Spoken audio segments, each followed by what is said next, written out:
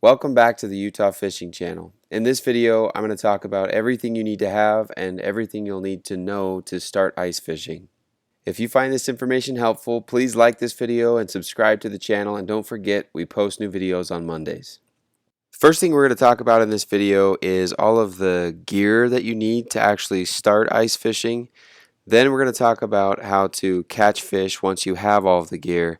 And then last but not least, we're going to talk about how you can stay safe while you're out on the ice. As part of this video, I've included links to ice fishing gear that I like to use, and you'll find those links in the description below this video. So if you're actually watching this video to start ice fishing and you need gear, then that's a quick way to just find some good stuff that'll help you get started.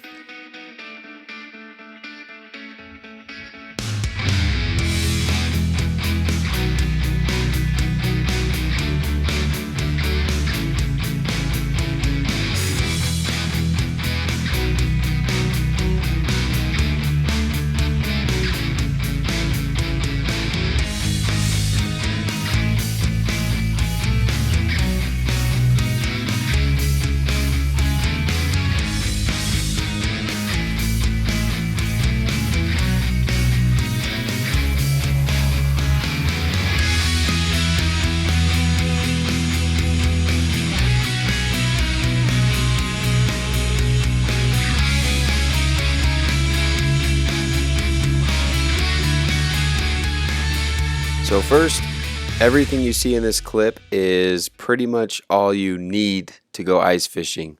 And I say need because you don't actually need a lot of stuff.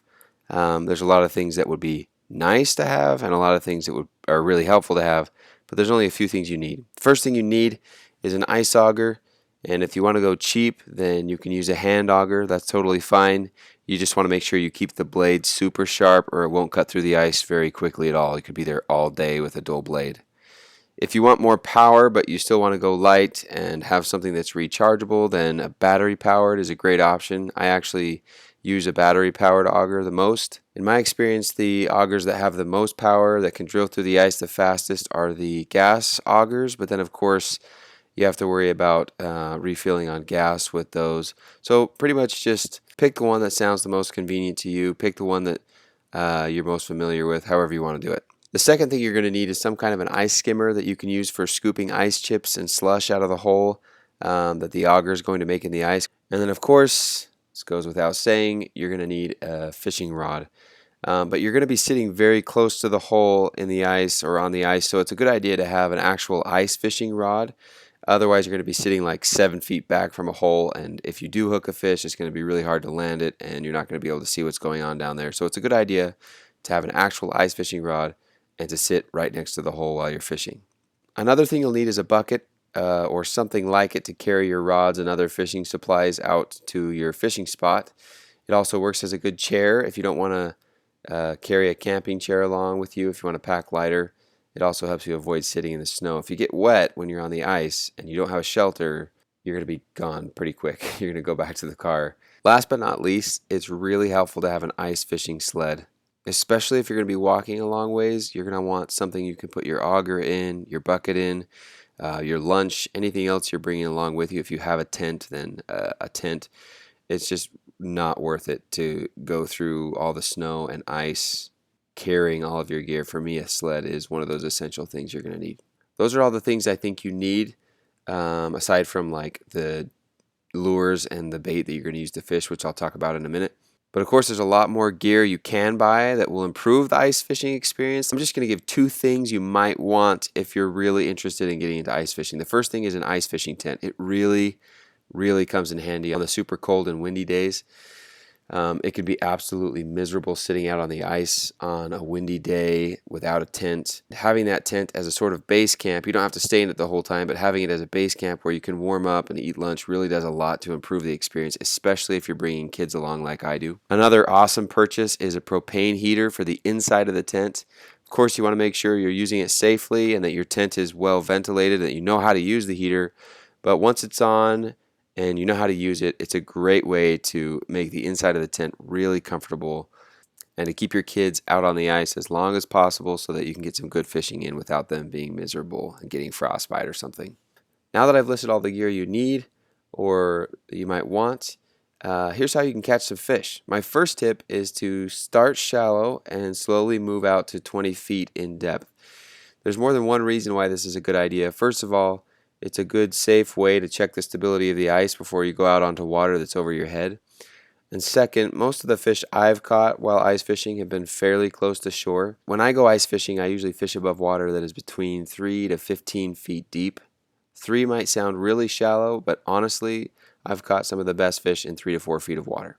So again, start close to shore, drill a hole, fish it for 15 minutes or so, and if you don't get a bite, then move to the next hole.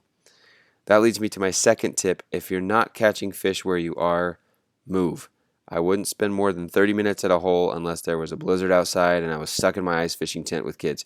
It's not a bad idea to move every 15 minutes until you find some fish. In the winter, they're often schooled together and they don't move around a lot. So if you stay in one spot and there's not fish there, you could fish all day and have no success. But if you move until you find a spot where there is a fish, you're probably going to find a lot of fish. Another really helpful tip when you're ice fishing is to start with a small body of water. Don't go somewhere where you're going to have to travel like 5 miles to find the fish. If you go to a community pond or a small mountain lake, it's going to be a lot faster and easier to find the fish. If you do fish a larger body of water, then go where everyone else is. Usually fishermen don't like to be around each other, but in the case of ice fishing, I've found that most people are okay if you fish close by. You're not going to cross lines or anything, and as long as you're not like right within earshot or something, most fishermen are okay with you fishing close to them while you're ice fishing. There's usually a reason why people are congregated in one spot. Usually that ice is safe. Usually there are fish there. It helps to travel the well-traveled paths and to ask people where to go. If you see someone who caught fish, don't be afraid to say, hey, do you mind sharing what you were using? Or are you familiar with this lake and where the fish are? If you tell someone it's your first time, usually you're going to get a lot of help.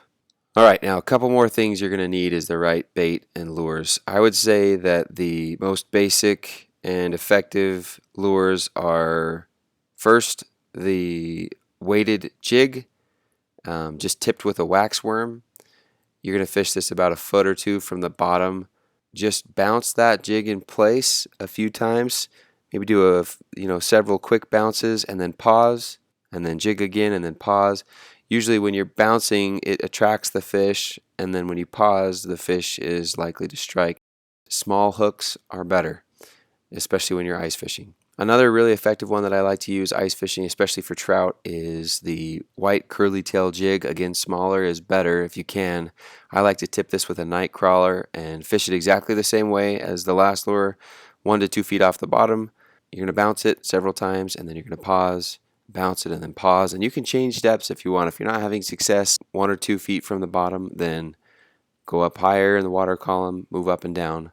Again, hopefully you don't have to move up and down that much because you're going to be fishing in shallow water. I usually catch fish in under 20 feet of water. There are some exceptions, so it's still important to move around. Really, moving around is the key to any kind of fishing.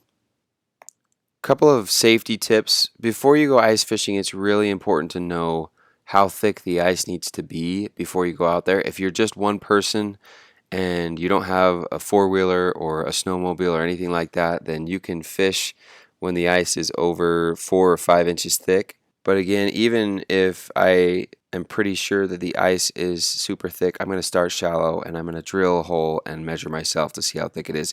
And keep in mind that ice thickness can vary throughout the lake. So just because it's thick in one spot doesn't mean it's thick everywhere. So move slowly, move carefully, check the thickness of the ice every so often by drilling a hole. I've also included a link to a chart in the description of this video. If you go look at that chart, it's kind of just a picture that will show you how thick the ice needs to be if you're fishing alone, if you're fishing with a group, if you're fishing with a car or a snowmobile or whatever it is. Another really important tip is to use ice picks. You can just keep these around your neck, and they're a really useful tool if you actually fall in. You can use those to grip the ice and pull yourself back out. My last safety tip is to avoid fishing alone as much as you can. If you bring a buddy with you, your chances of being safe go way up.